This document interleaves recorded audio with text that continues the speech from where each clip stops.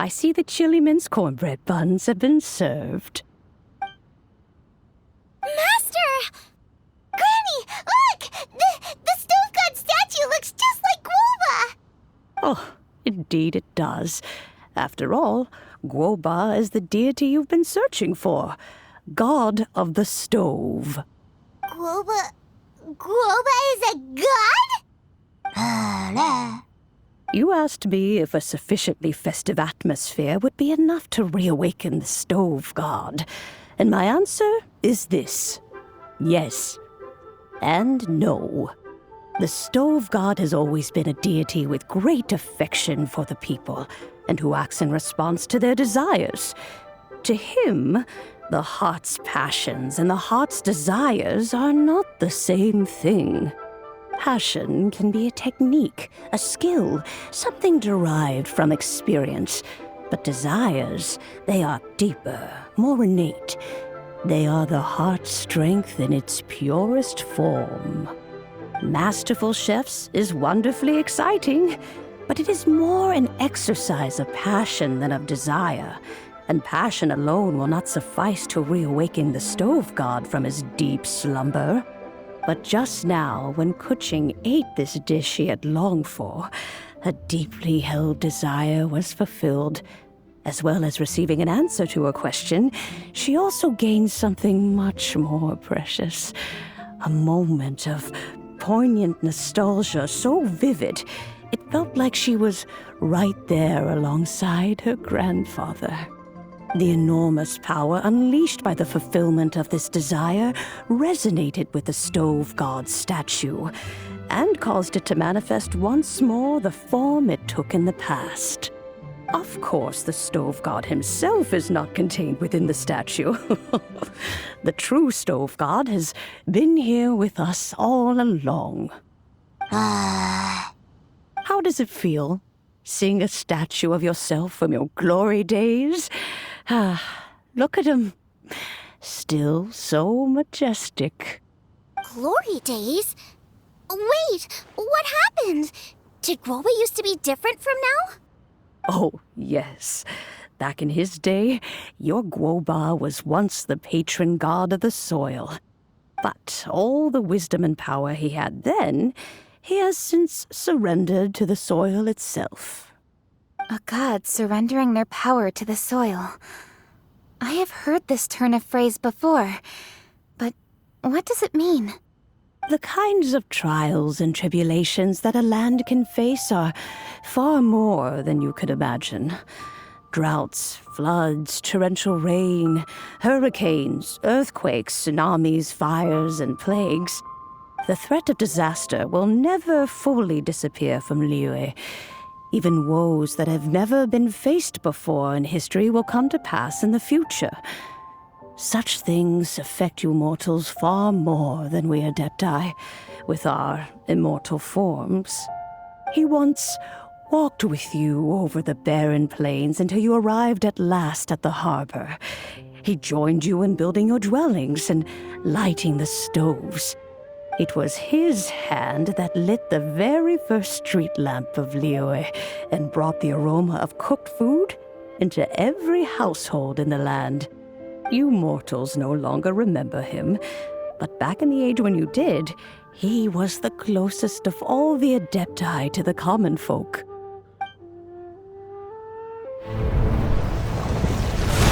Marchosius, god of the stove, born from a spark when stone struck stone. He was a god with a great love for humanity and their well-being. Millennia ago, the people sought to expand their city. They built a dwelling on the plains and called it the Guili Assembly. The stove god cared greatly for the people, turning himself into minions who went into every home, fostering food and solidarity alike. Alas, their home was taken by a flood. The waters ravaged the Guili Assembly and forced the people back south to Liyue Harbor. Though the distance was not far, the journey was plagued by a terrible storm. For a dozen days, the Adepti stayed by their side, During this time, the stove god cooked an ancient delicacy, flatbread with a meat sauce to stave off the cold and damp, fit for those on the move. Centuries later, disaster and plague arose once more. The stove god would appear no longer, for he placed all of his power into the land itself to quell the calamities. His power expended, and his wits greatly reduced. Thus his body decreased in size. By the time he parted ways with us, he wasn't even the height of a human. He told Rex Lapis and I of the dishes that bring joy and of the secrets of the flame, then went into the mountains and entered into a long slumber.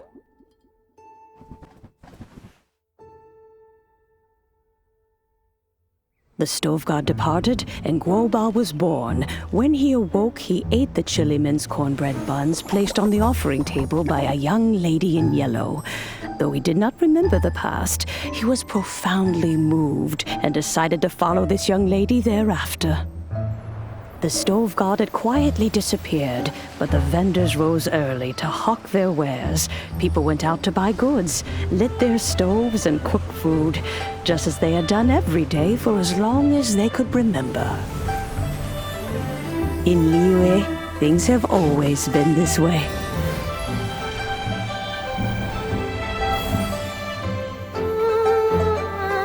Nature provides, the mountains rejoice.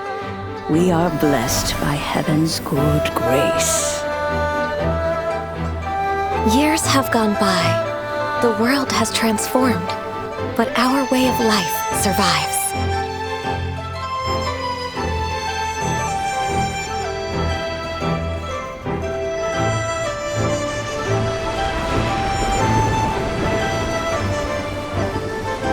Fame and fortune is only a season. It is the moment that we should embrace.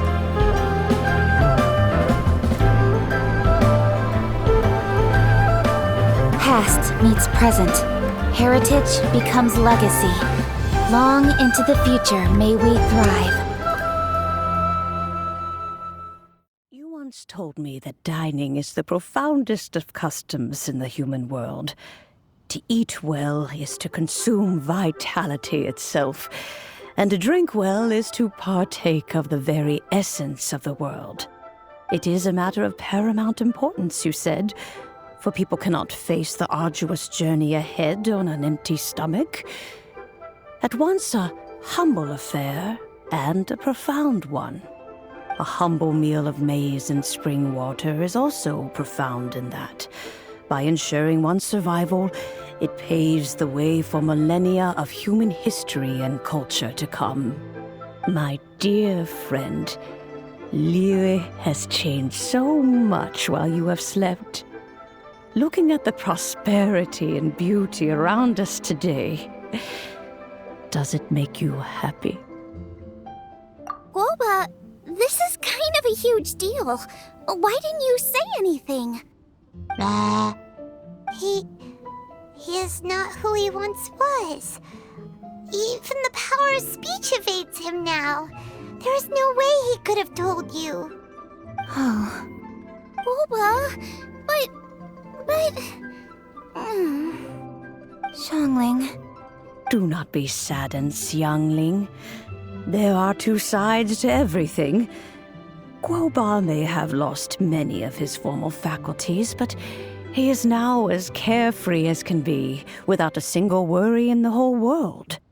In this world we inhabit, who can truly be said to live a life free of all woes?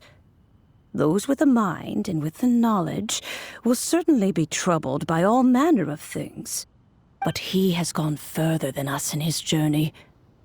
He had both wisdom and courage. Everything he took upon himself, he was also ready to part with. His carefree demeanor today is a testament to the fact that he is at rest. So since you are his friend, take good care of him. Go out to walk and play. Allow him to eat, drink, and be merry. I will! You can count on me! Xiangling, you have an adeptal affinity. Guoba follows you around because he has respect for you. The moment he awoke, he was met with the familiar flavor in the chili mince cornbread buns he ate. After all that time, he still recognized the dish he had invented, and he approved of you as the one who had cooked it. That's right. The taste of one's home cuisine always brings back memories of home. Though he remembered nothing, eating the food you had cooked gave him a feeling of familiarity. That is why he stuck by you. You may be the first person in history to give the stove god the experience of being a satisfied customer. That makes you quite a remarkable chef. If that's true, I couldn't be happier. Because putting a smile on customers' faces is what we chefs are called to do. Well then, it's getting late and I still have things to do. Time for me to say goodbye. Traveler, Paimon, Xiangling, thank you all very much. I look forward to spending more time together in the future.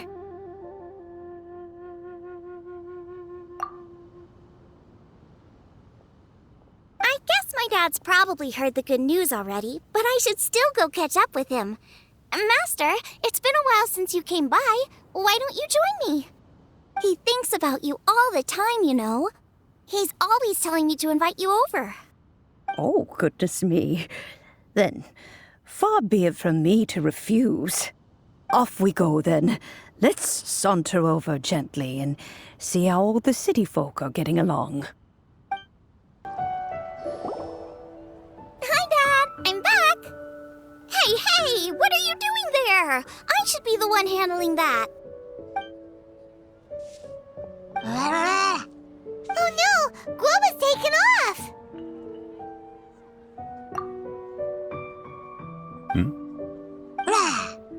Oh, it's you.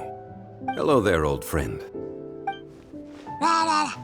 Oh, bless my soul.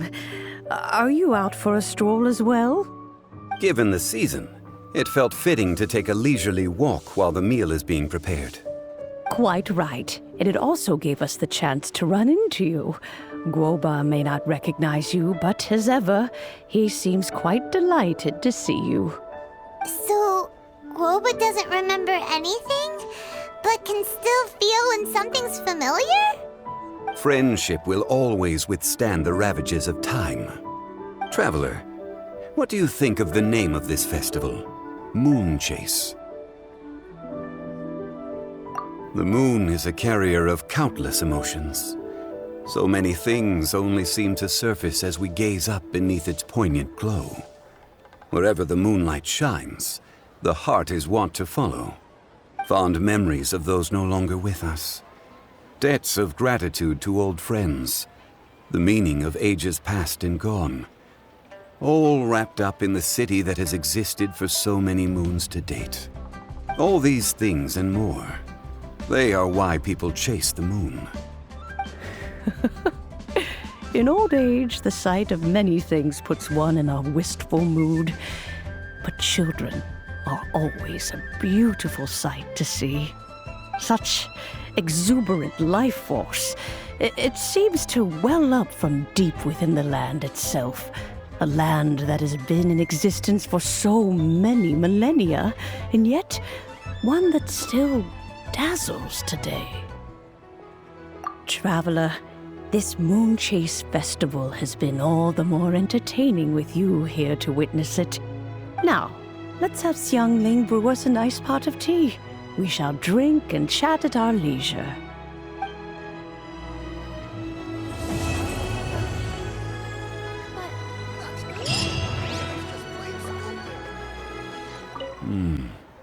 The food at Wan Min restaurant is excellent. I eat here often. Ah, you can say that again. Xiangling is a remarkable child. Surely the culinary talent of the century. Indeed.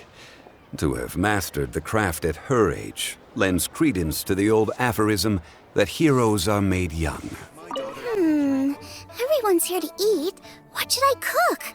Let me think. I've got some fowl and some fish and shrimp meat, so I can do 2 snack dishes. Yes, and a few stir fries. Everyone's gonna love it.